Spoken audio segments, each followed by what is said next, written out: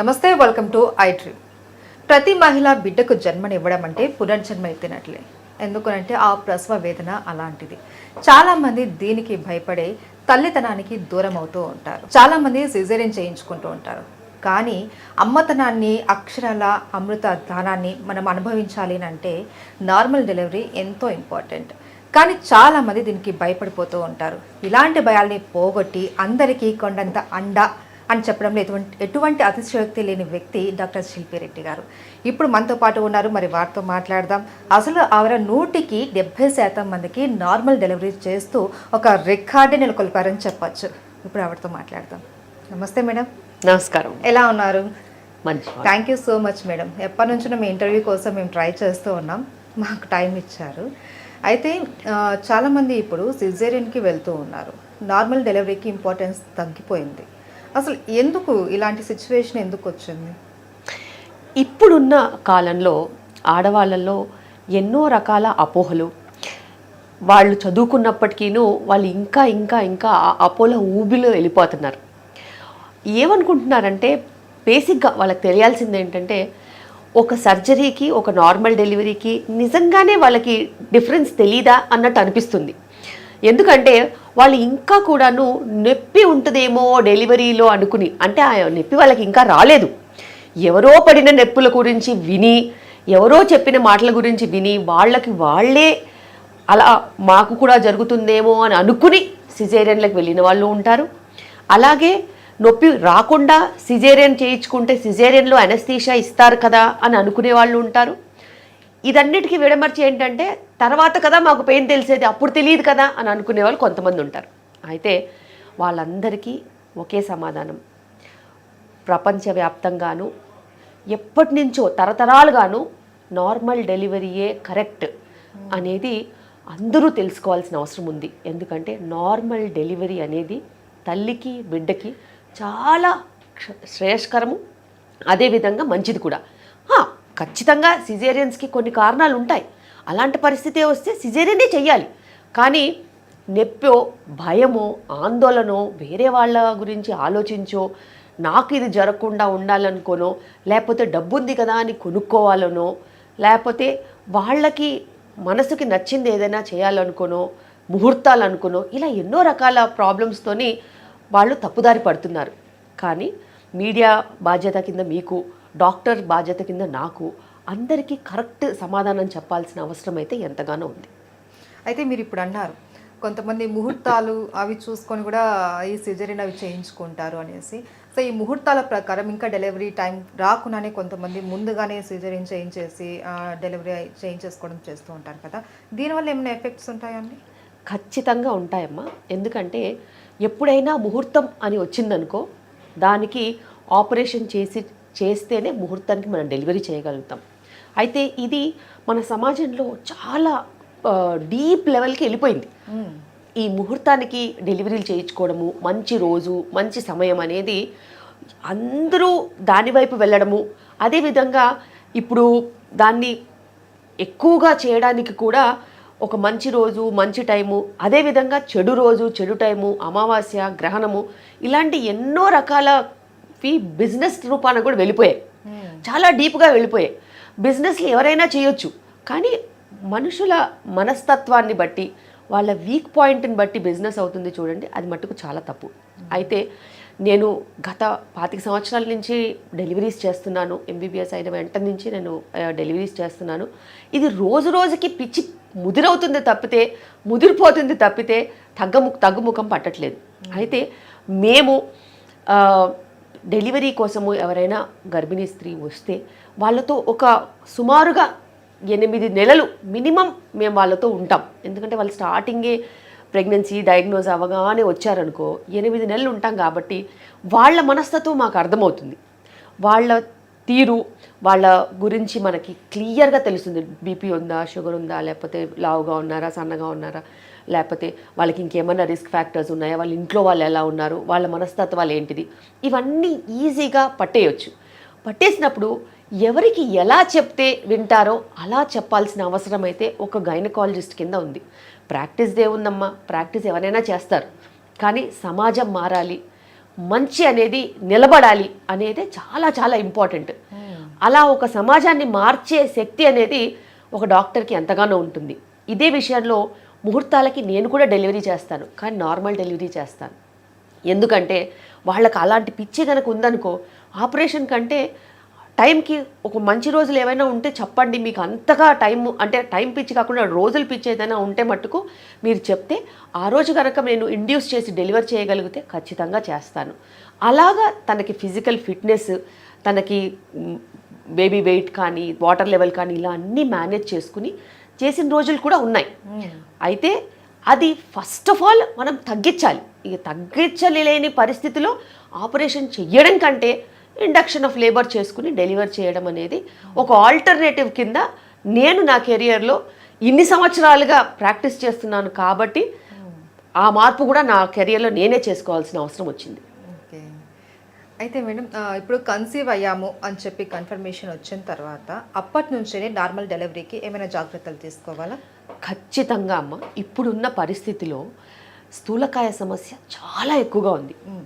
ఒక్క 10 ఏళ్ల ముందు కనుక నేను మాట్లాడదలుచుకుంటే, ఒక్క 15 ఏళ్ళు నా కెరియర్లో ఫస్ట్ 15 ఇయర్స్ 35 కేజీస్ 40 కేజీస్ అంటే 35-40 కిలోలతో 16 ఏళ్ల వాళ్ళు, 18 ఏళ్ల వాళ్ళు, 20 ఏళ్ల వాళ్ళు ప్రెగ్నెన్సీకి రావడం, ప్రెగ్నెన్సీ కోసం బుక్ అవ్వడము, అలాగే జర్నీ వెళ్ళడము, అంత తక్కువ వెయిట్తో మేము తినమ్మా అని అడగడము, ప్రోటీన్ తినాలి, అది తినాలి, అన్నం కొంచెం ఎక్కువ తినాలి, ఇది తినాలి అని చెప్పి వాళ్ళకి ఇంట్లో వాళ్ళు వస్తే వాళ్ళకు కూడా వీళ్ళకి కొంచెం ఆహారం ఎక్కువ పెట్టాలని చెప్పి వాళ్ళ గ్రోత్లో ఉన్నారు, ఖచ్చితంగా వీళ్ళకి కొంచెం ఫుడ్ ఎక్కువ పెట్టండి, పని కొంచెం తక్కువ చెప్పండి అని చెప్పి వాళ్ళని ముందుకు తీసుకెళ్ళిన రోజులు ఉన్నాయి. కానీ ఇప్పుడు ఉన్న పరిస్థితుల్లో గత 5 సంవత్సరాలుగా అతి దారుణంగా 27, 30, 35, 38, 42 ఇది వయసు. ప్రెగ్నెంట్ ఉమెన్ మా దగ్గరికి ఫస్ట్ ప్రెగ్నెన్సీతో వచ్చే వయసు. ఫర్టిలిటీ ప్రాబ్లమ్స్తో వచ్చే వాళ్ళ సంగతి అయితే ఇంకా వేరే. దాంతోపాటు 60, 65, 70, 100, 120 కిలోలు. మరి ఈ వెయిట్ వాళ్ళకి అలా తినమని ఎలా చెప్తాము? సో వీళ్ళు నార్మల్ డెలివరీ అవ్వాలంటే అసలు 35-40 కేజీస్ ఉన్న వాళ్ళు 16-18 ఇయర్స్ మంచిగా ఇంటి నిండా పని చేసుకునేవాళ్ళు 2 టైమ్స్ పుష్ చేస్తే అటు ఆటో నుంచి హాస్పిటల్ లోపలికి రాగానే లేకపోతే లేబర్ రూమ్కి వెళ్ళగానే వచ్చిన గంటలోనే డెలివరీ అయిపోయేవాళ్ళు. అంటే అంత స్ట్రెంగ్త్, ఫ్యాట్ అనేది మెచ్చుకు కూడా ఉండేది కాదు, మంచిగా డెలివరీ అయిపోయేవాళ్ళు. ఎవరికో కానీ అమాస పౌర్ణానికి ఒక ప్రాబ్లం వస్తే వాళ్ళకి సెక్షన్ అయ్యేది, కానీ బిడ్డ అడ్డంగా ఉండవు, ఇలాంటి ఏదన్నా ప్రాబ్లమ్స్ ఉంటే తప్పితే. ఇప్పుడు వాళ్ళతో ఫుడ్ తగ్గించడం ఒక పెద్ద శ్రమ కింద సమస్య అయిపోయింది. ఎందుకంటే ఇంట్లో పని చేయడానికి పని లేదు చాలామందికి. ఇప్పుడు నేను ఇక్కడ హైదరాబాద్లో కదా ప్రాక్టీస్ చేసేది, పని వాళ్ళు ఉన్నారు. ఏదైనా కానీ stove, mixie, washing machine, switches, ఇంతే. వర్క్ ఏం చేస్తున్నారంటే typing, computerised work, stationery work. So దీంతో ఏమవుతుందంటే వాళ్ళ ఖర్చు పెట్టే క్యాలరీస్, అంటే మనం తిన్న ఫుడ్కి ఖర్చు చేసేది తక్కువ, అదేవిధంగా చుట్టుపక్కల ఆహారం కూడా రకరకాల ఆహారము, ఎన్ని రకాలో. రోడ్డు మీదకి వెళ్తే ఫుడ్, స్విగ్గీలో ఫుడ్, జొమాటోలో ఫుడ్, ఎక్కడ పడితే అక్కడ ఆర్డర్ చేసుకోవచ్చు, వంట చేసే పని లేదు. ఇలా ఎన్నో రకాలుగా రకరకాల ఫుడ్స్ అలవాటైపోయి వాళ్ళ పేరెంట్స్కి ఏంటంటే అయ్యో మేము చూసింది లేదు ఇంత ఆహారము, మన పిల్లలకైనా మంచి ఆహారం పెట్టాలని వాళ్ళకి అదో కోరిక. వీళ్ళేమో పని ఉండదు, కానీ ఏజ్ ఉంది, దానికి సరిపడా వెయిట్ ఉంది, అలాగే షుగర్ అనేది చాలా హై, ఒబెసిటీ అనేది చాలా హై ఈ ప్రెగ్నెంట్ ఉమెన్లో. ఇప్పుడు ఈ సమయానికి వాళ్ళ ఫుడ్ గనక మనం మేనేజ్ చేయలేకపోతే వాళ్ళకి స్థూలకాయ సమస్యల వల్ల వచ్చే బీపీ షుగర్ వచ్చిందంటే మరి డెలివరీ కూడా దాన్ని ఇన్ఫ్లుయెన్స్ చేస్తుంది ఖచ్చితంగా. పెద్ద బేబీస్ అన్నా ఉంటాయి, చిన్న బేబీస్ అన్నా ఉంటాయి. పెద్ద బేబీస్ వల్ల ఆపరేషన్స్ అన్నా అవుతాయి, చిన్న బేబీస్ వల్ల ప్రీటర్మ్ డెలివరీస్ అన్నా అవుతాయి. సో ఇలా రకరకాల సమస్యలు. ఈ సమస్యల్లో నుంచి బయటపడాలంటే వాళ్ళకి చాలా అవసరమైనది ఇప్పుడు గర్భిణీ స్త్రీలకి డిసిప్లిన్ ఎక్కడ స్టార్ట్ అవుతుంది? ఇంట్లో వంట చేసుకుని తింటే స్టార్ట్ అవుతుంది. తన కూరగాయలు తను కొనుక్కొని తెచ్చుకోవాలి, వంట చేసుకొని తినాలి. వంట చేసుకొని తినడమే కాకుండా ఇంటిల్లిపాది పని, ఇద్దరు హస్బెండ్ వైఫ్ ఇద్దరు కలిసి ఇంటిల్లిపాది పని చేసుకోవాలి. తిను ప్రెగ్నెంట్తో పొట్ట పెంచితే వాళ్ళు ప్రెగ్నెంట్ లేకుండానే పొట్ట పెంచుతున్నారు అదే ఫుడ్ తిని. సో వాళ్ళిద్దరికీ డిసిప్లిన్ అనేది చాలా ఇంపార్టెంట్.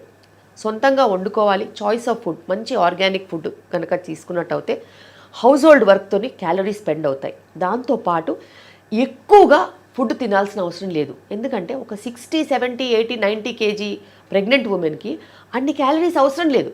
అంత బేబీ వెయిట్గా ఉండాల్సినంత అవసరం లేదు. ఎందుకంటే ఆటోమేటిక్గా తన బాడీలో ఫ్యాట్ ఉంటుంది కాబట్టి తన వెయిట్ ఆటోమేటిక్గా దాన్ని కంట్రోల్ తెచ్చేస్తుంది. మంచి బ్లడ్ సప్లై ఉండేలాగా కొంచెం వ్యాయామము, ప్రీనేటల్ యోగా, ఎక్సర్సైజెస్ లాంటివి చేసుకుంటూ ఎంత త్వరగా వీలైతే అంత త్వరగా పడుకోవడము, లాస్ట్ ఫుడ్ 7:30, 8 మించి తినకపోవడము, ఆ తర్వాత సమయం ఉంటే అన్ని పనులు సర్దుకుని త్వరగా పడుకుని ఎప్పుడు వీలైతే మార్నింగ్ త్వరగా లేచి మిగతా పనులన్నీ చేసుకోవడము. సో ఇలా చేయడంతో ఏంటంటే వాళ్ళకి ఫిజికల్ ఫిట్నెస్ ఉంటుంది, ఎక్కువగా క్యాలరీస్ తీసుకోకుండా ఉండడం వలన చాలా సార్లు వాళ్ళు కార్బోహైడ్రేట్సే తింటున్నారు. అంతా పిండి పదార్థాలే. కార్బోహైడ్రేట్స్తో ఫ్యాట్ తప్పితే లాభం అనేది లేదు. కాంప్లెక్స్ కార్బోహైడ్రేట్స్ తీసుకోవాలి. మనం మిల్లెట్స్ లాంటివి, రాగులు, సజ్జలు, సామలు, అరికెలు, జొన్న రవ్వ, జొన్న రొట్టె, సజ్జ రొట్టె, ఇలాంటివి కాంప్లెక్స్ కార్బోహైడ్రేట్స్ తీసుకోవాలి, గ్లూటెన్ లేనివి. మన వాళ్ళు ఏం తింటారు? రైస్, వీట్, లీటర్లు పాలు, అసలు అవసరమే లేదు. మజ్జిగ, లేకపోతే రాగి జావ, లేకపోతే మంచినీళ్ళు. దాహం వేస్తే ఇప్పుడు ఉన్న ట్రెండ్లో లీటర్ కొబ్బరి నీళ్ళు హాఫ్ డేలో తాగుతున్నారు. అది అసలు ఎంత దారుణం అంటే అమ్మేవాళ్ళు కూడా లీటర్ లెక్క అమ్ముతున్నారు, కొనుక్కునే వాళ్ళు కూడా లీటర్ లెక్క కొనుక్కుంటున్నారు. అసలు ఇంతకు ముందు కాలంలో కొబ్బరి నీళ్ళు ఎప్పుడు ఇచ్చేవాళ్ళు? Only loose motions, vomitings, dehydration, వడదెబ్బ, ఇలాంటి జ్వరము, లేకపోతే బాగా ఎక్సర్సైజ్ చేసేవాళ్ళు చెమటంతా పట్టిందంటే ఒక గ్లాసు. ఆ గ్లాసు మెజర్ పోయింది. ఇప్పుడు లీటర్ కొబ్బరి నీళ్ళు వితిన్ 2-3 అవర్స్ తాగేస్తున్నారు. ఎందుకంటే దానికి లిమిట్ లేదు కదా. దాంతో వచ్చే క్యాలరీస్తో విపరీతంగా వెయిట్ గెయిన్ వస్తుంది. సో ఇలా ఒకటి చెప్పుకుంటూ పోతే కొన్ని లక్షల సినారియోస్. ఫుడ్ కంట్రోల్ చేసి మంచి ఎక్సర్సైజ్, ఇంటి పని, అలాగే టైంకి మెడిసిన్స్ తీసుకొని గంటలు టీవీలు, ఇంటర్నెట్ చూడకుండా ఒక సమయం పెట్టుకుని నైట్ 9-9:30 తర్వాత పడుకుని ఎర్లీగా లేస్తే ఎవరికైనా ఖచ్చితంగా నార్మల్ డెలివరీయే అవుతుంది.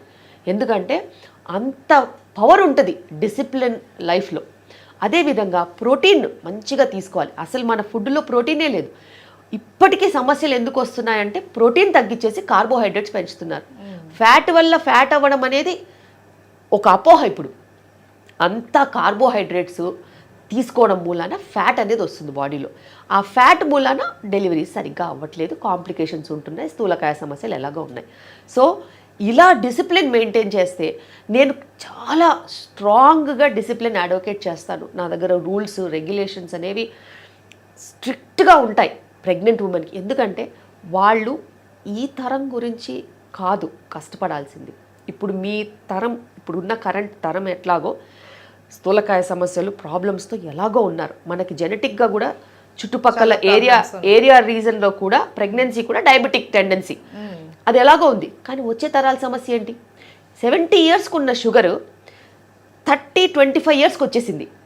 వచ్చే తరానికి 10 ఏళ్ళకే షుగర్ ఇచ్చేస్తారు. అలా రాకుండా ఉండాలంటే ఇప్పుడున్న ప్రెగ్నెంట్ ఉమెన్ ఎపిజెనెటిక్స్ అంటే గర్భిణీ స్త్రీలు తీసుకోవాల్సిన జాగ్రత్తలు నేను గనక స్ట్రిక్ట్గా పెట్టినట్టు అయితే వచ్చే తరానికి 10 ఏళ్ళకి రావాల్సిన షుగర్ మళ్ళీ 50 ఏళ్ళకి వెళ్తుంది. ఎందుకంటే గర్భిణీ స్త్రీలు ఇచ్చే ఎన్వైరన్మెంట్, గర్భంలో ఇచ్చిన ఎన్వైరన్మెంట్, దాని బేసిస్ మీదనే ఎంటైర్ జీవితం ఉంటుంది.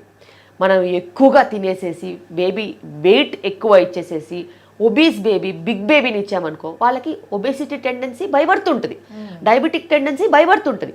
అలా బై బర్త్ మనం ఎట్లాంటి గిఫ్ట్స్ ఇవ్వద్దు.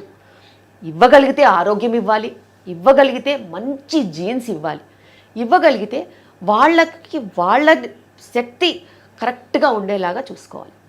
సో ఇలా చేస్తేనే నార్మల్ డెలివరీస్ అవుతాయి. ఏదో 4 ట్యాబ్లెట్లు ఇచ్చి అంతా బాగుంది వెళ్ళు, స్కాన్ రిపోర్ట్ బాగుంది వెళ్ళు అని చెప్తే అస్సలు కుదరని పని.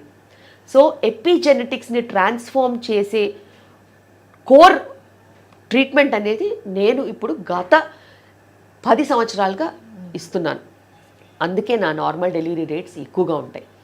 మీరు చెప్పారు కదా ఇప్పుడు. అవును, ఒక ఏంటి ఒక మెడిసిన్ రాసేసి ఇది వాడేసేయండి, ఈ ఆహారం తినేయండి అని చెప్పడం అది కాదు అనేసి. ఎగ్జాక్ట్ మేడం, నేను చూసాను చాలా వీడియోస్, మీరు దగ్గరుండి మరి మహిళ దగ్గర ఎవరైతే గర్భంతో ఉంటారో వాళ్ళ దగ్గర ఎక్సర్సైజెస్ మీరు చేస్తూ వాళ్ళ దగ్గర చేయిస్తూ డ్యాన్స్ లాగా చేయించడం, వాళ్ళతో పాటు వాళ్ళ హస్బెండ్ని కూడా ఇంక్లూడ్ చేయడము, ఇవన్నీ కూడా చూసాము. అసలు మీరు వాళ్ళతో ఎంత టైం స్పెండ్ చేస్తారు, మీ లైఫ్ స్టైల్ ఏంటి, దాని గురించి చెప్తారా? బేసిక్గా ఏంటంటే నేను ఒక ఆబ్స్టిట్యూషన్ కాబట్టి నేను 24 గంటల్లో ఎప్పుడైనా అవైలబుల్ ఉండాలి. ఎందుకంటే డెలివరీస్ అవుతూ ఉంటాయి కాబట్టి. నాకు ఒక 16 మెంబర్స్ టీం ఉంది. సో ఎనీ టైం 24 గంటల్లో ఎనీ టైం ఈ 16 మందిలో ఒక 4-5 ఒక ప్లేస్లో డెలివరీస్ అటెండ్ చేస్తూనే ఉంటారు. అండ్ డెలివరీ వెళ్ళే పేషెంట్కి, డెలివరీలో ఉన్న పేషెంట్కి, డెలివరీ అయ్యే పేషెంట్కి నేను ఖచ్చితంగా సర్వీసెస్ అందజేస్తాను. అయితే చాలా ఇంపార్టెంట్ ఏంటిదంటే ఒక రోజుతో అయ్యే పని కాదు. సో మేము రెగ్యులర్గా ఇక్కడ ప్రీనేటల్ ఈవెంట్స్ చేస్తాం. ప్రతి వీక్ మనకి ప్రీనేటల్ ఈవెంట్స్ ఉంటాయి. యోగా అన్న జుంబా అన్న ఖచ్చితంగా ఉంటుంది. ఎవరికి? కపుల్స్కి ఉంటుంది. ఎందుకంటే లైఫ్ స్టైల్ మారాలంటే ఇంట్లో అందరూ మారాలి. ఇప్పుడంతా న్యూక్లియర్ ఫ్యామిలీస్ కాబట్టి ఖచ్చితంగా న్యూక్లియర్ ఫ్యామిలీస్లో హస్బెండ్ వైఫ్ ఉంటారు కాబట్టి ఇద్దరూ కలిసి వస్తేనే అటెండెన్స్ అనేది ఉంటుంది. ఒకళ్ళు రారు అని అంటే ఇంకొకరు కూడా కదలరు. సో అందుకే couple therapy, couple attendance, couple events పెట్టాం. అదేవిధంగా ప్రతి నెల ఒక ఈవెంట్ ఉంటుంది. ఆ ఈవెంట్లో ఫ్యామిలీ మెంబర్స్ కూడా రావచ్చు. ఎందుకంటే ఎక్స్టెండెడ్ ఫ్యామిలీ ఉన్న వాళ్ళకి నిజాలు తెలియాలి, వాళ్ళ పిల్లల ఆరోగ్యం పట్ల అవగాహన ఉండాలి, వాళ్ళకున్న అపోహలు, వాళ్ళకున్న ఇన్ఫర్మేషన్తో ఇప్పుడు జనరేషన్ చాలా డిఫరెంట్గా ఉన్నారు కాబట్టి వాళ్ళకి కూడా మంచి ఎడ్యుకేషన్ ఉండాలి కాబట్టి వాళ్ళకి కూడా మనం ఈవెంట్స్ చేస్తాం. వీటన్నిటితో పాటు ఇక్కడ ఏవైతే నాకు కరెక్ట్ అనిపించే మెడిసిన్స్ నేను ఖచ్చితంగా అదే డోస్ అలాగే తీసుకోవాలని చెప్తాను. Vitamin D deficiency, calcium deficiency, iron supplementation, DHA supplementation చాలా చాలా ఇంపార్టెంట్. ఇవి నేను పద్ధతి ప్రకారం అందరికీ అందజేస్తాను. అదేవిధంగా కొన్ని ఫుడ్స్ ఉంటాయి ప్రెగ్నెన్సీకి సంబంధించిన ఫుడ్స్, ప్రెగ్నెన్సీలో హెల్త్ ప్రమోట్ చేసే ఫుడ్స్, సతావరి లాంటిది, శంఖపుష్పి, బ్రహ్మి, ఇవన్నీ ప్రెగ్నెన్సీలో సపోర్ట్ చేస్తాయి. అదేవిధంగా కోకోనట్ పీనట్ లడ్డు, నువ్వుల లడ్డు, దాని తర్వాత షుగర్ లేకుండా చేసిన రాగి లడ్డు, షుగర్ లేకుండా చేసిన ఓట్స్ లడ్డు, ఇవన్నీ కూడా చాలా ఆరోగ్యమైన ఐటమ్స్ అన్నీ వేసి, కొన్ని హర్బ్స్ వేసి డైజెషన్ ఇంప్రూవ్ అయ్యేలాగా చూసి ఇలాంటి కొన్ని ఫుడ్స్ కూడా ప్రమోట్ చేస్తాం. ఎందుకంటే ఇప్పుడు పిల్లలకి లేనిది ఏంటంటే స్ట్రెంగ్త్ ఉంది, ఒళ్ళుంది, ఆకారం ఉంది, మసిల్ జీరో. మసిల్ స్ట్రెంగ్త్ లేకపోతే వాళ్ళు ప్రెగ్నెన్సీలో డెలివరీ అవ్వడం కష్టం ఎలాగో ఉంటుంది, తర్వాత బిడ్డను ఎలా చూసుకుంటారు? బిడ్డను మోయాలి కదా, పాలు ఇవ్వాలి కదా. ప్రతిసారి పాలు ఇచ్చినప్పుడు ఒక 20 నిమిషాలన్నా చేయి పట్టుకోవాలి కదా. నీ మసిల్ సరిగ్గా లేనప్పుడు, నీ షోల్డర్ సరిగ్గా లేదు, నీ నెక్ సరిగ్గా లేదు, నీ హ్యాండ్ సరిగ్గా లేదు, నువ్వు ఎలా మోస్తావు? వాళ్ళకి సంబంధించి, పిల్లలకు సంబంధించి ఎన్నో పనులు ఉంటాయి. ఎత్తుకోవడం, పడుకోబెట్టడం, స్నానం చేయడం, డైపర్లు మార్చడం, ఇలా ఎన్నో రకాల పనులు ఉంటాయి. ఇవన్నీ కూడా చెయ్యలేని పరిస్థితిలో తల్లులు ఉంటున్నారు. వాళ్ళ తల్లులు చేస్తున్నారు తప్పితే వీళ్ళు చేయట్లేదు. ఎందుకంటే వీళ్ళ మసిల్స్కి స్ట్రెంగ్త్ లేదు కాబట్టి. ఆఖరికి నిద్రలో ఇటుపక్క నుంచి అటుపక్క తిరగలేకపోతున్నారు. అంటే ఆలోచించండి, ఈ మజిల్స్, అబ్డామినల్ మజిల్స్ ఎంత వీక్ అయి ఉంటే ఆ పరిస్థితి వస్తుందని. ఇంతకుముందు జనరేషన్కి ఎప్పుడు నేను అసలు ఆ కంప్లైంట్ వినలేదు. వాళ్ళ పేరెంట్స్కి చెప్తే అసలు మాకు ఇలా ఎప్పుడు జరగలేదు అన్నట్టు చూస్తారు. ఎందుకంటే వాళ్ళు రుబ్బారు, దంచారు, ఉతికారు, నీళ్లు తీసుకొచ్చారు, మోసారు. అన్ని అబ్డామినల్ మజిల్స్ స్ట్రైట్గా, హార్డ్గా, పర్ఫెక్ట్గా ఉన్నాయి. ఇప్పుడు అసలు ఏం పనిలే లేవు, అసలు కోర్ స్ట్రెంథనింగ్ అసలు ఏమీ లేవు. అలాంటప్పుడు ఒక సైడ్ నుంచి ఇంకో సైడ్కి తిరిగితే విపరీతమైన నొప్పి, రాత్రి కూర్చొని ఏడవడం. సో ఇలాంటి పరిస్థితిలో మసిల్ స్ట్రెంగ్త్ని డెవలప్ చేస్తూ exercises, right nutrition, right vitamins ఇచ్చినట్టు అయితే ఖచ్చితంగా వాళ్ళకి హెల్ప్ అవుతుంది. అదేవిధంగా అనవసరంగా స్థూలకాయ సమస్యలు రాకుండా ఉంటాయి. ఇప్పుడు ఒక మహమ్మారితో మనము పోటీగా యుద్ధమే చేస్తున్నాం, కానీ చాలామందికి ఆ విషయం తెలియదు. ఎందుకంటే వాళ్ళు ఏమనుకుంటారంటే బాగా తిండి పెట్టాలి, బాగా ఫుడ్ ఇవ్వాలి, ఇద్దరు మనుషులకు సరిపడా ఫుడ్ పెడితే వాళ్ళ ప్రెగ్నెన్సీ కాదు, వాళ్ళ ఫ్యూచరే నాశనం అయిపోతుంది. సో ఇది అర్బన్ పాపులేషన్. కానీ రూరల్ పాపులేషన్లో కూడా సేమ్ ఇలాగే జరుగుతుంది. ఎందుకంటే వాళ్ళకి కూడా మిక్సీలు వచ్చేసాయి, వాళ్ళు కూడా అసలు ఏమి, వాళ్ళు కూడా పనులు బాగా తగ్గిపోయాయి. ఆఖరికి పని మానేసి పెన్షన్తో కూర్చొని తింటున్నారు తప్పితే పనిలోకి వెళ్తే ఆరోగ్యం ఉంటుందనే కామన్ సెన్స్ లేకుండా పోయింది. సో ఇంత చెడులో నేను ఏదో ఒకటి ట్రై చేసి మంచి తీసుకుని వస్తే వాళ్ళ పిల్లల్ని తర్వాత చూసుకుని వాళ్ళ పిల్లల ఆరోగ్యాన్ని తర్వాత చూసుకుని మురిసిపోతారని ఓకే సంతోషం అంతే. అయితే మేడం నార్మల్ డెలివరీ అన్నది చాలామంది చేయించుకోవాలని అనుకుంటారు నార్మల్ డెలివరీ, కానీ మీరు చెప్పినట్లు ఒక అపోహ భయం వల్ల అలా చేస్తారు. బట్ ఈ థాట్ మీకు ఎలా వచ్చింది? ప్రతి ఒక్కరిలోనూ ఒక అవగాహన తీసుకురావాలి నార్మల్ డెలివరీ మీద, దానివల్ల కలిగే ప్రయోజనాలు ఏంటి, నెక్స్ట్ తరానికి మనం ఏమి ఇవ్వాలని అనుకుంటున్నాము, ఇవన్నీ చెప్పాలి అనే థాట్ మీకు ఎలా వచ్చింది? ఆ థాట్ నాలో నుంచే వచ్చింది. ఎందుకంటే నాకు జరగని మంచి వేరే ఎవ్వరికి జరగకుండా ఉండొద్దు, ఒక డాక్టర్ అంటే ఇలా ఉండాలి అని నా లైఫ్ని చూసి నేనే నేర్చుకున్నాను.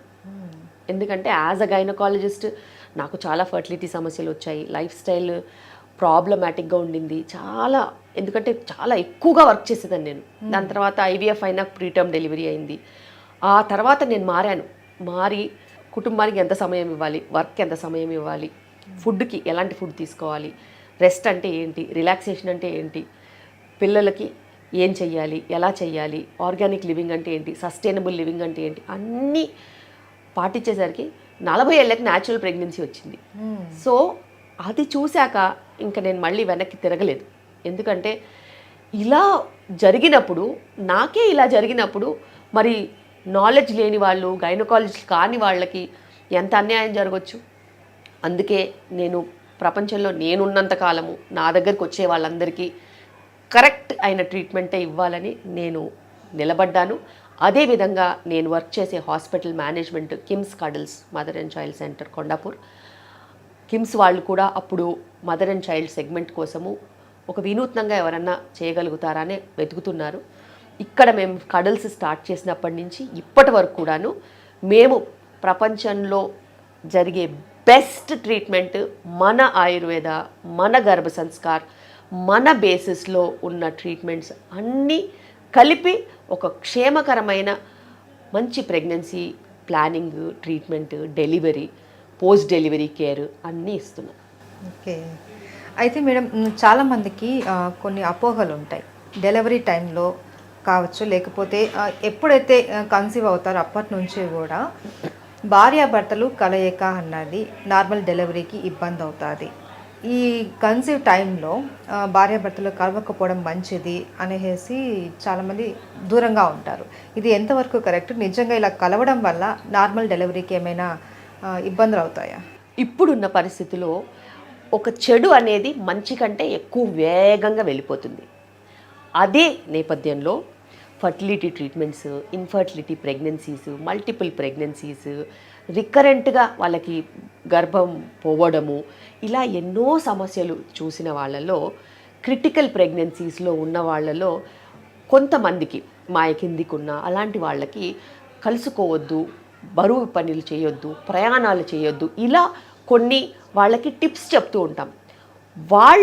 వాళ్ళకని వాళ్ళ పొజిషన్కి ఉన్నదని కాకుండా నలుగురికి చెప్పి, ఆ నలుగురు ఇంకొకరికి చెప్పి, ఆ నలుగురు ఇంకొకరికి చెప్పి ఏదైతే చెడు వ్యాపిస్తుందో అదే రకంగా వ్యాపించింది. చాలా తక్కువ కండిషన్స్లో ఇలాంటివన్నీ ఉంటాయి. తప్పితే రెగ్యులర్గా హస్బెండ్ వైఫ్ కలిసి ఉండొచ్చు, వాళ్ళు హ్యాపీగా ఉండొచ్చు. వాళ్ళు ఎంత హ్యాపీగా ఉంటే బిడ్డ అంత హ్యాపీగా ఉంటుంది. గర్భ సంస్కారంలో కూడా అదే చెప్తారు. తల్లి బిడ్డ ఒక బాండింగ్ కంటే ఎక్కువ విలువైనది తండ్రి, తల్లి, బిడ్డ ముగ్గురు కలిసి ఉన్న బాండింగ్ అనేది చాలా ఏర్పడాల్సిన అవసరం ఉంది. సో వాళ్ళు ఫిజికల్గా హ్యాపీగా ఉంటే అన్నీ సవ్యంగానే జరుగుతాయి. ఏదైనా ఒక చిన్న మెడికల్ కండిషన్స్ ఏమైనా ఉంటే మీ డాక్టర్ ప్రత్యేకంగా ఎలాంటి ఏమన్నా ఉంటే చెప్తారు, కానీ మీకు ఎటువంటి అపోహలు ఉండాల్సిన అవసరం లేదు. అలాగే నార్మల్గా అయితే బయట కొన్ని హాస్పిటల్స్లో హస్బెండ్ని లేబర్ రూమ్లోకి రానివ్వరు, కానీ మీరు అలా కాదు, హస్బెండ్ కూడా ఉండాలి, అక్కడే ఉండాలి, హస్బెండే దగ్గరుండే ఆమెకి ఎక్సర్సైజులు చేయించడం, ఇంకా డెలివరీ అవుతుంది కాసేపట్లో అనగా కూడా ఆమెతో పాటే ఉండడం, ఇవన్నీ కూడా చూసాం మేము. ఎందుకు అలా, హస్బెండ్ని కూడా ఎందుకు ఇంక్లూడ్ చేస్తున్నారు? ఇక్కడ కడల్స్లో నేను గత 8 సంవత్సరాల నుంచి ఇక్కడ ఈ సెంటర్ నడుపుతున్నాను. ఇక్కడ వాళ్ళు ఆల్రెడీ ప్రీనేటల్ యోగా క్లాస్కి వస్తారు. మా ఫిజియోథెరపిస్టులు, యోగా వాళ్ళకి ఆల్రెడీ పరిచయం.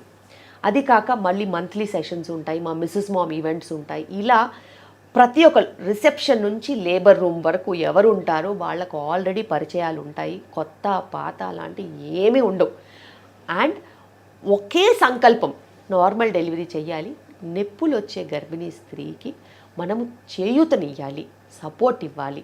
ఆ 10 గంటలో 12 గంటలు 24 గంటలు తన లేబర్లో ఉన్నప్పుడు దాన్ని ఏదో విధంగా తనని ఎంగేజ్ చేసి తనకి రిలాక్సేషన్ ఇచ్చి తను ఒక్కతే బాధపడట్లేదనే సెల్ఫ్ సాటిస్ఫాక్షన్ కనుక ఇవ్వగలిగితే ప్రతి తల్లి నార్మల్ డెలివరీకి ఒప్పుకుంటారు. ఇదే నేపథ్యంలో పార్ట్నర్, హస్బెండ్ ఖచ్చితంగా ఒక మేజర్ రోల్ ప్లే చేస్తారు. ఎందుకంటే వాళ్ళు ఇచ్చిన సపోర్ట్ అంతా ఒక ఎత్తు, డెలివరీ అప్పుడు ఇచ్చిన సపోర్ట్ ఒక ఎత్తు. ప్రతి ప్రెగ్నెంట్ ఉమెన్ డెలివరీ అప్పుడు ఎవరు తనని ఎలా చూసుకున్నారు అనేది జీవితాంతం గుర్తుపెట్టుకుంటారు. అదేవిధంగా డెలివరీ అయిన తర్వాత తనని ఎలా చూసుకున్నారు అనేది కూడా జీవితాంతం గుర్తుపెట్టుకుంటారు. ఇంత ముఖ్యమైన సమయంలో పార్ట్నర్ కానీ లేకపోతే తనకు నచ్చిన బర్దింగ్ పార్ట్నర్ అని కూడా అంటాం. తల్లి ఉండొచ్చు, అత్తగారు ఉండొచ్చు, ఫ్రెండ్ ఉండొచ్చు, వదిన గారు ఉండొచ్చు, మరదలు ఉండొచ్చు, చెల్లి ఉండొచ్చు, ఎవరైనా ఉండొచ్చు. తనతో పాటు తన సపోర్ట్ చేసే వాళ్ళు ఉండాలి. తనకి పెయిన్ తెలియకుండా మాట్లాడే వాళ్ళు ఉండాలి. తనకి ఏదైనా మంచి చెప్పేవాళ్ళు ఉండాలి. పాజిటివ్ రీఎఫర్మేషన్స్ ఇచ్చేవాళ్ళు ఉండాలి. అది హస్బెండ్ కంటే ఎవరు అంతగా చేసేవాళ్ళు ఉండరు. ఉండేవాళ్ళకి ఖచ్చితంగా మేము వాళ్ళని కూడా అలౌ చేస్తాము. అయితే ఇలా బాండింగ్ మనం పెంచినట్టయితే హస్బెండ్ కూడా అర్థమవుతుంది, ఓ వైఫ్ ఎంత పెయిన్ తీసుకుంటుంది ఎవరి కోసం, మన బిడ్డ కోసం. దాని తర్వాత నేను తనకి జాగ్రత్తగా చూసుకోవాలి, నేను బిడ్డ పనులు మేము కూడా చెయ్యాలి. సో ఇలా ఒక బాండింగ్ అనేది ఉంటుంది. వాళ్ళు చేయాల్సిన పనులు జాగ్రత్తగా ఇద్దరు కలిసి చేయాలనేది ఉంటుంది. మేము గర్భ సంస్కార క్లాసెస్లో కూడా లేకపోతే యాంటీనేటల్ క్లాసెస్లో కూడా కుకింగ్ క్లాసెస్లో కూడా హస్బెండ్కే నేర్పిస్తూ ఉంటాం. ఎందుకంటే తనకి ఎలాగో ఎంతో కొంత వచ్చి ఉంటుంది. వైఫ్కి ఏం చేసి పెట్టాలి, వైఫ్ సిక్గా ఉన్నప్పుడు, బోర్గా ఉన్నప్పుడు, లేకపోతే తను ఆలసిపోయినప్పుడు ఏం చేసి పెట్టాలి, ఎలా క్విక్గా కొన్ని ఐటమ్స్ చేయాలి, అలాంటివన్నీ నేర్పిస్తూ ఉంటాం. సో ఇద్దరు ఉద్యోగాలు చేస్తున్నప్పుడు ఇద్దరు కలిసి వంట చేసుకోవాలి, కలిసి ఇంటి పనులు చేసుకోవాలి, కలిసి పిల్లల్ని పెంచుకోవాలి. సో ఇదే చాలా చాలా ముఖ్యం. అండ్ అది డెలివరీ రూమ్ నుంచి మొదలవుతుంది. అయితే మేడం, సాధారణంగా గర్భం దాల్చలేని వాళ్ళు ఐవీఎఫ్, ఐసిఎస్ఐ, ఐయుఐ ఇలాంటివి అప్రోచ్ అవుతూ ఉంటారు కదా, ఇది ఎంతవరకు సక్సెస్ ఇస్తుందంటారు? ఈ పద్ధతులు కరెక్టేనా? సో బేసిక్గా నేను న్యాచురల్ ప్రెగ్నెన్సీ బిలీవ్ చేస్తాను కాబట్టి నా ప్రకారము 90% ప్రతి కపుల్ న్యాచురల్గా కన్సీవ్ అవ్వగలుగుతారు. 10% ఏదైనా ఇబ్బందుల వల్ల కష్టతరంగా ఉంటుంది. ఎందుకంటే లైఫ్ స్టైల్ కనుక ఇద్దరికీ సెట్ చేసినట్టు అయితే అటు స్పర్మ్ క్వాలిటీ, కణాల క్వాలిటీ, అటు ఎగ్ క్వాలిటీ కూడా ఇంప్రూవ్ అయ్యే ఛాన్సెస్ ఉంటాయి. న్యాచురల్ లైఫ్ స్టైల్ మనం మార్చగలిగితే, వాళ్ళ హెల్త్ ఇంప్రూవ్ చేయగలిగితే, వాళ్ళ వెల్నెస్ ఇంప్రూవ్ చేయగలిగితే, 360 డిగ్రీ హోలిస్టిక్ కేర్ కనుక ఇవ్వగలిగితే, ఈ క్వాలిటీ పెరిగినప్పుడు ఇంత ముందు కాలం అంతా ఊరికే వచ్చేదిగా ప్రెగ్నెన్సీ, వద్దన్నా 10-15 మందిని కనేవాళ్ళు. సో అలాంటి స్టేజ్ నుంచి ఇలాంటి స్టేజ్ ఎందుకు వచ్చింది? ఎందుకంటే మారిన లైఫ్ స్టైల్, మారిన కెమిస్ట్రీ, మారిన బాండింగ్, మారిన పరిస్థితులు. అవి మారుస్తే మళ్ళీ ఆటోమేటిక్గా ఫర్టిలిటీ రేట్ అనేది ఇంప్రూవ్ అయ్యే ఛాన్సెస్ ఉంటాయి. కానీ కొన్ని కారణాల వల్ల, అంటే మొత్తం ట్యూబ్స్ బ్లాక్డ్ ఉన్నాయి, అసలు అక్కడ కణాలే లేవు, అలాంటి సమస్యలు ఏమైనా ఉన్నప్పుడు ఖచ్చితంగా మనము కొన్ని కృత్రిమ పద్ధతులు, అది ఐయుఐ అయితేనేమి, ఐవీఎఫ్ అయితేనేమి ఖచ్చితంగా చేయాల్సిన అవసరం ఉంటుంది. ఎందుకంటే కొన్నిసార్లు ఏజ్ ఎక్కువైపోతూ ఉంటుంది, కొన్నిసార్లు ఎగ్ కౌంట్ తక్కువైపోతూ ఉంటుంది, కొన్నిసార్లు రకరకాల ప్రాబ్లమ్స్ ఉండే ఛాన్సెస్ కూడా ఉంటాయి. సో స్పెషల్ సిచ్యువేషన్స్లో ఖచ్చితంగా ఫర్టిలిటీ ట్రీట్మెంట్స్ మనని ఆదుకుంటాయి. ఎందుకంటే గర్భం దాల్చాలనేది ప్రతి ఆడవాళ్ళ ఒక ఆలోచన, అదొక మాతృత్వం అనేది చాలా ఇంపార్టెంట్ అందరికీ. సో దానిని నిజం చేసేదే ఐయుఐ, ఐవీఎఫ్ ట్రీట్మెంట్స్. నేను ఒక ఐవీఎఫ్ స్పెషలిస్ట్, కానీ ఆబ్స్టెట్రిక్స్ని ఎంచుకుని డెలివరీస్ వైపు మూవ్ ఆన్ అయ్యాను. కానీ నాకు అది ఎప్పటి నుంచో తెలుసు. అందుకనే నేను ఒక న్యూ మామ్స్ అనే ఒక ప్రోగ్రామ్ స్టార్ట్ చేశాను. న్యూ మామ్స్లో ఏంటంటే ఎవరైనా ప్రెగ్నెంట్ అవ్వాలనుకునే వాళ్ళు న్యాచురల్గా ఎలా ప్రెగ్నెంట్ అవ్వాలి, వాళ్ళకు ఒక 21 డే ప్రోగ్రామ్ అది. ఆ 21 డేస్లో వాళ్ళకి ఉన్నవి అన్ని నిజాలు చెప్పి వాళ్ళలో మార్పు, చైతన్యం తీసుకొచ్చి వాళ్ళని ఆ ప్రోగ్రామ్ తర్వాత న్యాచురల్ ప్రెగ్నెన్సీకి ప్లాన్ చేసుకోమని చెప్తాం. అలా ఐవీఎఫ్ ఫెయిల్ అయిన వాళ్ళు, ఐయుఐ ఫెయిల్ అయిన వాళ్ళు కూడా వచ్చి ప్రెగ్నెంట్ అయిన రోజులు కూడా ఉన్నాయి. సో ఈ న్యూ మామ్స్ లాగానే ఎవరైనా కానీ వాళ్ళ లైఫ్ స్టైల్ మార్చుకుని అందరికీ మంచి తెలుసు కానీ చేయట్లేదు, ఎలా చేయాలో తెలియదు, అలాంటి వాళ్ళ కోసమే ఈ ప్రోగ్రాం పెట్టాము. ఆ ప్రోగ్రాం చేసి చాలామంది న్యాచురల్ కన్సీవ్ అయ్యారు. అలాగే న్యాచురల్ కన్సెప్షన్ పొటెన్షియల్ని ఇంప్రూవ్ చేసేది మంచి లైఫ్ స్టైల్. అయితే మేడం, బిడ్డ పుట్టిన మరుక్షణమే తల్లిపాలు పట్టియడం అనేది చాలా ఆరోగ్యం బిడ్డకి, తల్లికి కూడా ఆరోగ్యం. కాకపోతే ఇప్పుడున్న జనరేషన్లో చాలామందికి తల్లిపాలు రాక చాలా ఇబ్బందులు పడుతూ ఉంటారు. ఈ సమస్యను మనం ఎలా అధిగమించాలి? ఈ సమస్యని అధిగమించడానికి డెలివరీ అయిన తర్వాత ఓన్లీ హస్బెండ్ వైఫ్ని వదిలేయాలి. ఎందుకంటే బిడ్డను ఎత్తుకోవాల్సింది తల్లి, స్కిన్ టు స్కిన్ కాంటాక్ట్ ఇవ్వాల్సింది తల్లి, పాలు పట్టించాల్సింది తల్లి. దీన్ని పక్కన పెడితే ఇప్పుడు ఏం జరుగుతుంది, బిడ్డ పుట్టిన తర్వాత తల్లి తప్పితే మిగతా వాళ్ళందరూ బిడ్డని హ్యాండిల్ చేస్తారు. స్నానం చేయించడానికి ఒకరు, దాని తర్వాత బట్టలు మార్చడానికి ఒకరు, ఇంట్లో పెద్దవాళ్ళు కూడా వాళ్ళని హ్యాండిల్ చేస్తూ ఉంటారు. అప్పుడు తల్లికి ఎలా వస్తాయి పాలు? తల్లి పాలు రావడానికి సృష్టి ఇచ్చినది బిడ్డ ఏడుపు వినగానే, బిడ్డ స్తనం పట్టుకోగానే, బిడ్డ స్కిన్ టు స్కిన్ కాంటాక్ట్ ఉండగానే బేబీని పక్కనే పెట్టుకొని ఉండడమే అది ఆ మిల్క్ ఎక్స్ప్రెషన్కి ఒక మంచి స్టిమ్యులెంట్. ఇది కాకుండా నాకు మిల్కే రాదు, నాకు లాస్ట్ టైం మిల్క్ రాలా, మా అక్కకి మిల్క్ రాలేదు, మా ఫ్రెండ్కి మిల్క్ రాలేదు, నాకు వస్తుందో రాదో, ఈ అనుమానమే మీ మిల్క్ రాకపోవడానికి కారణం. ఏ బిడ్డకైనా కానీ తల్లి పాలు రాకపోవడం అనేది జరగదు. ఎందుకంటే నేను చూశాను, నేను బిజీ ప్రాక్టీస్లో కూడా నా ట్విన్స్కి 1 year ఎక్స్క్లూజివ్ బ్రెస్ట్ ఫీడింగ్ ఇచ్చాను, ఎక్స్ప్రెస్ చేసి ఇచ్చాను. దాని తర్వాత 40 years ఆఫ్ ఏజ్లో కూడా నా కొడుక్కి 2.5 years ఫీడింగ్ ఇచ్చాను. వర్క్ చేస్తూనే ఇచ్చాను, వర్క్లో ఉన్నప్పుడు ఎక్స్ప్రెస్ చేశాను, ఇంటికి వెళ్ళినప్పుడు డైరెక్ట్గా ఇచ్చాను.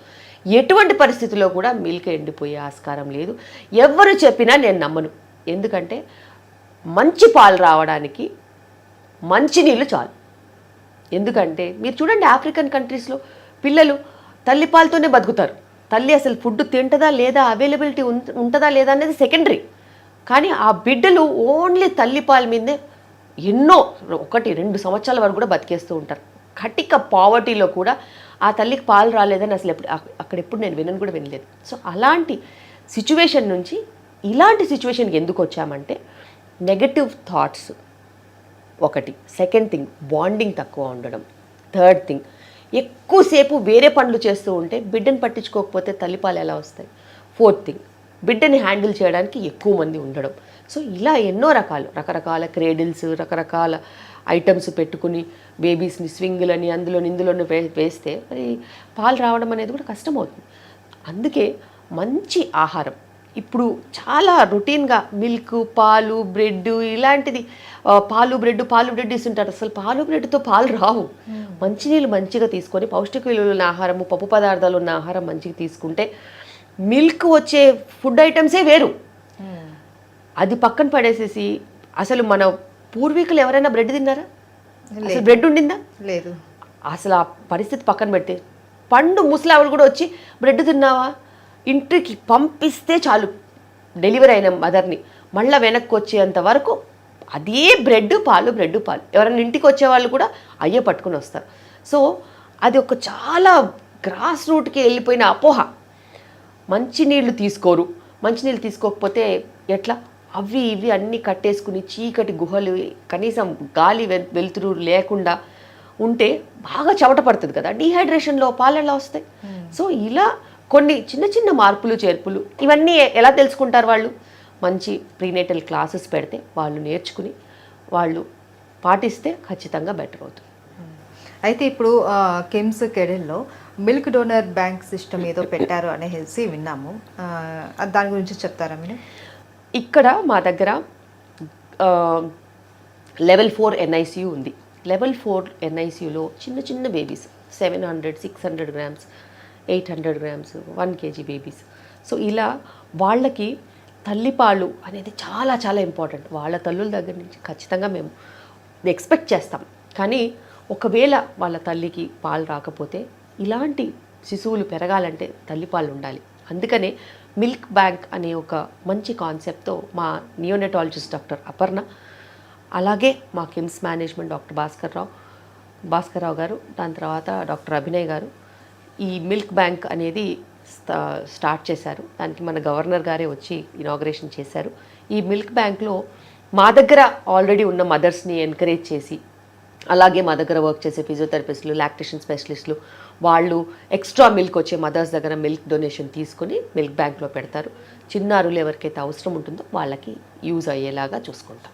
మేడం, ఇంతకు ముందు మనము IVF, IUI వీటి గురించి మాట్లాడుకున్నాం. మీరు చెప్పారు లేదు 90% నార్మల్ ప్రెగ్నెన్సీ వస్తుంది అనేసి అన్నారు. అన్ని విధాలా ట్రై చేసి ఇంక వేరే ఆప్షన్ లేక చాలామంది సరోగసీని కూడా అప్రోచ్ అవుతున్నారు ఈ మధ్య. అలాంటి వారు ఎవరైనా మీ దగ్గరకు వచ్చారా? వాళ్ళకి మీరు ఇచ్చే సలహా ఏంటి? కమర్షియల్ సెరగసీ ఇప్పుడు ఇండియాలో బ్యాన్ అయింది. అది అందరికీ తెలవాల్సిన అవసరం ఉంది. సెరోగసీకి ఇప్పుడు ఒక లా, ఒక యాక్ట్, ఒక రూల్ బుక్ అనేది ఉంది. సెరోగసీ చాలా లిమిటెడ్ ఇండికేషన్స్, చాలా తక్కువ మందికి ఆ సౌభాగ్యం అనేది ఉంటుంది. దానికి కమిటీ ఉంది, దానికి మెంబర్స్ ఉన్నారు, దానికి ఖచ్చితంగా లీగల్గా పేపర్ వర్క్ ఉంటుంది. ఇవన్నిటితో పాటు దానికి ఒక సెట్ ఆఫ్ రూల్ బుక్స్ ఉంటాయి. ఇంతకుముందు కమర్షియల్ సెరోగసీ వల్ల చాలా ఇబ్బందులు అయ్యాయి కాబట్టి ఇప్పుడు దాని గురించి చాలా విశ్లేషణ చేసి చాలామంది దాని గురించి ఒపీనియన్ తీసుకొని దానికి చాలా స్ట్రిక్ట్ రూల్స్ పెట్టారు. అయినప్పటికీ నిజంగా గనక అవసరం ఉంటే కమర్షియల్ సెరగసీ కాకుండా మన అప్రూవల్ తీసుకుని, మన గవర్నమెంట్ అందులో ఆ కమిటీలో జడ్జెస్ ఉంటారు, లాయర్స్ ఉంటారు, సోషల్ యాక్టివిస్టులు ఉంటారు, అందరి దగ్గర కమిటీ దగ్గర మనము అప్లై చేసుకుంటే నిజంగా సెరగసీ అనేది చేయాల్సిన పరిస్థితి ఉంటే వాళ్ళు అప్లికేషన్ యాక్సెప్ట్ చేస్తారు. దాని తర్వాత కొన్ని సెంటర్సే ఉన్నాయి, అందులో లీగల్గా వెళ్ళి చేయించుకుంటే మీకు ఎప్పటికైనా ప్రాబ్లమ్స్ రాకుండా ఉంటాయి.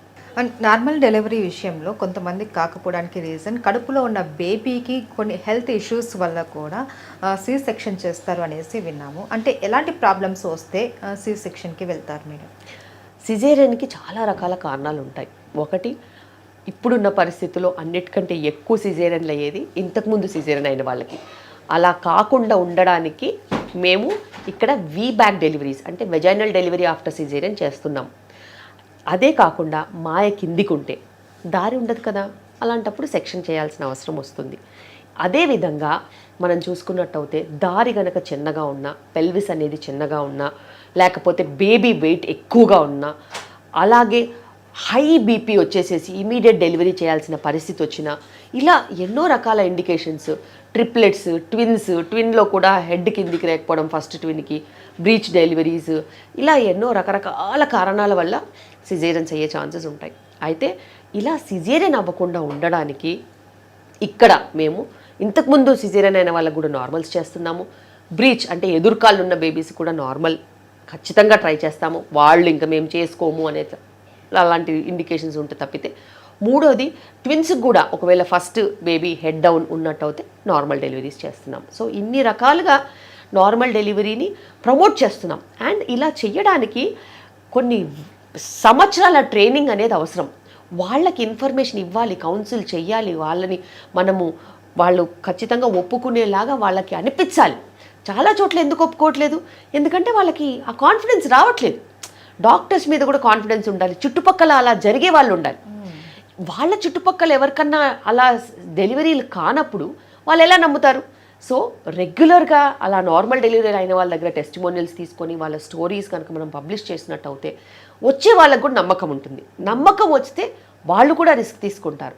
వాళ్ళు రిస్క్ తీసుకున్నప్పుడు మనం చేయగలుగుతాం. సో అదంతా మ్యూచువల్. అలాంటి ఒక సిస్టమ్ డెవలప్ చేస్తే మటుకు నిజంగా చెప్తే నార్మల్ డెలివరీస్ అయ్యే ఛాన్సెస్ ఎక్కువగా ఉంటాయి. నార్మల్ డెలివరీ చేయించుకోవాలి అనుకున్న ప్రతి ఒక్కళ్ళకి first option, best option Shilpi Reddy గారు. మరి ఈ శిల్పిరెడ్డి గారి లైఫ్ స్టైల్ ఎలా ఉంది అన్నది చాలామంది తెలుసుకోవాలని అనుకుంటారు. సో వారి కోసం, మా కోసం ఒకసారి చెప్తారా? బేసిక్గా మార్నింగ్ 6 o'clock 6:15కి నేను లేస్తాను. మా పిల్లలు ముగ్గురిని లేపుతాను. వాళ్ళు సైక్లింగ్ అన్నా వాకింగ్ అన్నా నాతో పాటు వస్తారు. ఆ తర్వాత 7 నుంచి మేము 8 o'clock వరకు అందరం రెడీ అయ్యి కలిసి కూర్చొని ఏదైనా బ్రేక్ఫాస్ట్ లాంటిది చేసి వాళ్ళు స్కూల్కి వెళ్తారు, నేను హాస్పిటల్కి వస్తాను. హాస్పిటల్కి వచ్చాక ఒక 2 అవర్స్ 10 o'clock వరకు ఏమన్నా గైనిక్ సర్జరీస్ ఉంటే చేసుకోవడము, లేకపోతే లేబర్ పేషెంట్స్ని డాన్స్ చేయడం కానీ, వాళ్ళకి ఎక్సర్సైజ్ చేయించడం కానీ, ఇవన్నీ కూడా ఉంటాయి. 10-10:30కి ఓపీడీ స్టార్ట్ అయిందంటే మధ్య మధ్యలో డెలివరీస్కి వెళ్తాను, సర్జరీస్కి వెళ్తాను, పేషెంట్స్ చూస్తాను. 4-5 గంటల వరకు పేషెంట్సే ఉంటారు మొత్తము. 5 o'clock తర్వాత నెక్స్ట్ యాక్టివిటీస్ ఏంటి, నెక్స్ట్ ప్లాన్స్ ఏంటి, మా మిస్సెస్ మామ్ ఈవెంట్ స్ట్రాటజీస్, దాని తర్వాత బ్రాండింగ్ స్ట్రాటజీస్, నెక్స్ట్ ఏ ఈవెంట్ చేయాలి, ఎక్కడ చేయాలి, ఎలా చేయాలి, ఎలా ఉపయోగపడాలి, ఎవరిని పిలిస్తే, ఏ థెరపీ చేస్తే, లైక్ మ్యూజిక్ థెరపీ ఉంటాయి. ఇలా రకరకాల క్రాస్గా ఎవరైనా ఉంటే వాళ్ళని పిలిచి వాళ్ళతో మంచి మోటివేషనల్ లెక్చర్స్ ఇవన్నీ కూడా ఉంటాయి. ఇంటికి వెళ్ళాక కలిసి అందరం భోజనం చేస్తాము. మా ఇంట్లో స్ట్రిక్ట్ రూల్ 8:30కి అంతా అయిపోయి 9 గంటలకంతా పడుకోవాలి. 9 గంటలకి అందరం పడుకుంటాం. అయితే ఎప్పుడు ఎమర్జెన్సీ ఉన్నా, ఎప్పుడు డెలివరీ ఉన్నా, ఎప్పుడు లేబర్ ఉన్నా వెంటనే లేచి వచ్చేస్తాను. లేచి వచ్చి అది అయిపోగానే మళ్ళీ ఇంటికి వెళ్ళి పడుకుంటాను. మళ్ళీ మా పిల్లలతో సహా మార్నింగ్ 6 o'clock స్టార్ట్ అవుతుంది. సో ఇది నా దినచర్య. ఇందులోనే వీకెండ్స్ అయితే వాళ్ళని బయటికి తీసుకెళ్ళడము ఇవన్నీ కూడా ఉంటాయి. వాళ్ళు అసలు కాంప్రమైజ్ అవ్వరు.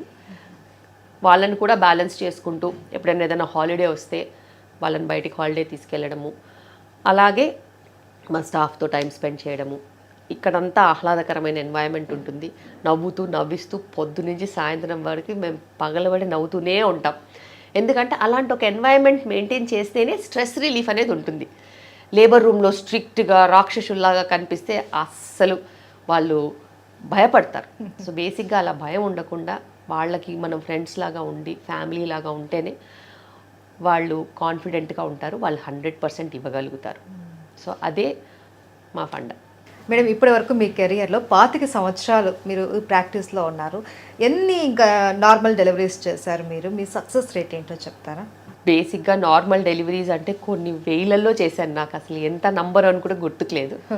అయితే ఇప్పుడున్న పరిస్థితిలో ఒక 70% success rate of normal delivery అనేది మెయింటైన్ చేస్తున్నాము. ఎందుకంటే ఇప్పుడు పేషెంట్స్కి నమ్మకం కూడా ఉంది, వాళ్ళు మారాలని వాళ్ళకి ఆ సంకల్పం వచ్చింది. కోవిడ్ వచ్చి వెళ్ళాక అందరిలో మార్పు వచ్చింది. అంటే కొంచెం మారాలి, యాక్సెప్ట్ చేస్తున్నారు, ఒక స్టెప్ అయితే వేస్తున్నారు. అదేవిధంగా నేను చెప్పినట్టు అన్నీ ఫాలో అవుతారు. దాంతోపాటు అలా ఫాలో అయ్యే వాళ్ళే వస్తారు. బేసిక్గా ఫాలో కాని వాళ్ళు వచ్చి లాభం లేదు. సో అలా నార్మల్ డెలివరీ కావాలి అని అనుకునే వాళ్ళే వస్తారు. ఇంతకుముందు 2 సిజేరియన్ అయిన వాళ్ళు కూడా నార్మల్ డెలివరీ కావాలని వచ్చిన వాళ్ళకి మేము చేసాం. ఎందుకంటే వాళ్ళ సంకల్పమే వాళ్ళకి దారి చూపిస్తుంది. బట్ ఇంపాసిబుల్ అంటారు కదండి. That is possible. There is nothing called impossible. It is I'm possible. ఇంతకుముందు 2 సిజేరియన్ అయిన వాళ్ళు కూడా నార్మల్ డెలివరీ చేసాం. ఇంతకుముందు మయోమెక్టమీ అయి సిజేరియన్ అయిన వాళ్ళకు కూడా నార్మల్ డెలివరీ చేసాం. ఎందుకంటే ఒక సంకల్పానికి అంత శక్తి ఉంటుంది. నీకు కావాలి అని నువ్వు అనుకున్నావా, నేను ఇది చేసి పెడతా. ఖచ్చితంగా మనం ప్రయత్నం చేస్తామంటే వీఆర్ హాఫ్ విన్ అయిపోయాము. అక్కడ గెలుపు అనేది మన నమ్మకంలోనే ఉంది. మన నమ్మకం వచ్చిందంటే ఫినిష్, గెలిచామే అంతే. Thank you so much madam. చాలా విలువైన టైం కేటాయించారు, చాలా వివరాలు తెలియజేశారు. Thank you. నమస్కారం.